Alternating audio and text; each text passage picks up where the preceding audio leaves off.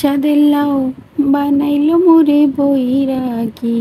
হ্যাঁ, লাউ কিন্তু মানুষকে বৈরাগী বানায়, কারণ লাউটা খেতে অনেক বেশি মজা হয়। লাউটাকে দেখে নিজেকে আর ধরে রাখতে পারলাম না, গানটা মনে পড়লো তাই এক লাইন গিয়ে নিলাম।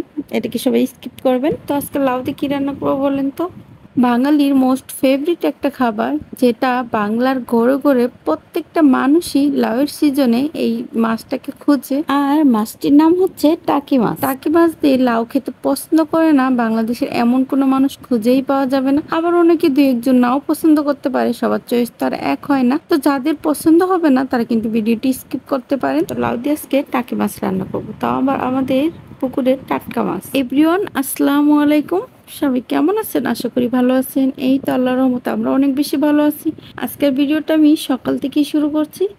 তো এই তো সকালে নাস্তা খাওয়ার পরে আন্টি এই যে এগুলো কাটা বাছা শুরু করে দিয়েছে। তো যাই হোক, যে লাউ কিনে নিয়ে আসার পর আন্টি একটা কেটে ফেলছে, ছোট ছোট লাউ আর কি। তো আন্টি একটা কেটে ফেলছে, তো আমি বললাম যে আমি আরেকটা ভিডিও করি। তো একটু ভিডিও করে রাখলাম, একটু ভিডিও ক্লিপ নিয়ে রাখলাম আর কি। তো এই তো যাই হোক, তারপরে এই যে আন্টি গুলো ভালোভাবে কেটে ধুয়ে দিয়ে গেছে। তারপরও আমি আরেকবার ভালোভাবে ধুয়ে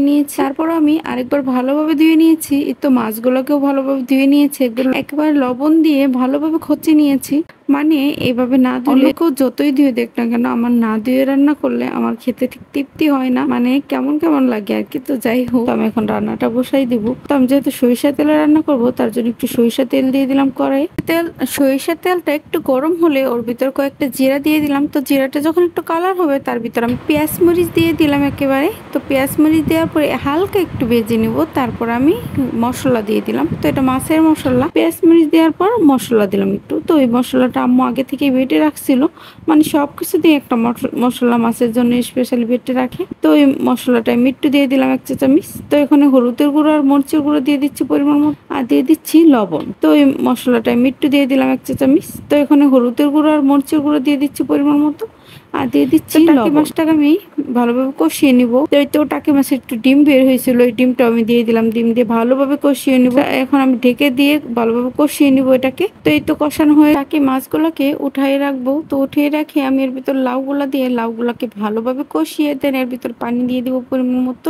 এটাকে একটু নেড়ে চেড়ে দিব, যেহেতু কিনা লাউ তো একটু কমই সিদ্ধ হচ্ছে, আর লাউটা একটু মানে ভুড়া টাইপের হয়ে গেছিল, বাত্তি হয়ে গেছিল আর কি। তো যাই হোক, এই তো আমার তরকারিটা প্রায় হয়ে গেছে আপনাদের সাথে কথা বলতে বলতে। তো এই যে আব্বুর অনেক ক্ষুধা লাগছে, তার জন্য আব্বুকে একটু আগে ভাগে বেড়ে দিচ্ছি।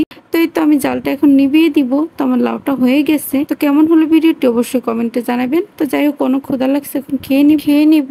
তো ভিডিওটি কেমন হলো অবশ্যই কমেন্টে জানাবেন। আর লাউটা কিন্তু আমি অল্প মশলা দিয়ে রান্না করছি। আম্মু সবসময় বলে লাউ অল্প মশলা দিয়ে রান্না করতে হয়, তাহলে খেতে অনেক বেশি মজা হয়। আজকের মতো এই পর্যন্ত, আল্লাহ হাফেজ।